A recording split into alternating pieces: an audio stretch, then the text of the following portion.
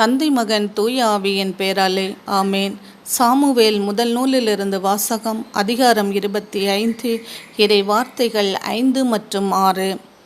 தாவீது தன்னுடைய இளைஞர்களை பார்த்து, நீங்கள் கார்மேலுக்கு சென்று அங்கு நாபாவைக் கண்டு என் பெயரால் அவனுக்கு சமாதான வாழ்த்து கூறுங்கள்.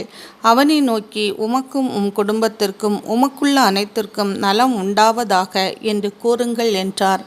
இது ஆண்டவர் வழங்கும் அருள்வாக்கு. இறைவா, உமக்கு நன்றி.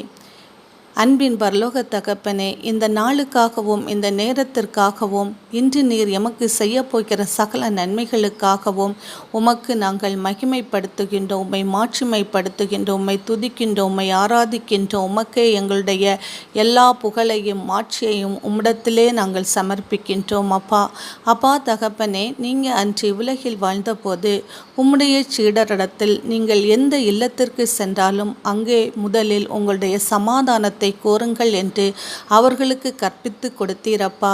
அதுபோல ஏசப்பா, நாங்கள் ஒவ்வொருவரும் யாருடைய இல்லத்திற்கு சென்றாலும் அங்கே எங்களுடைய வாழ்த்துக்களை கூற நீங்கள் கிருபை புரிவதற்காகவும் அதற்கு தேவையான பரிசுத்த ஆவியின் வல்லமையை நீர் எமக்கு தருகிறதற்காக உமக்கு கோடான கோடி நன்றிகள் அப்பா.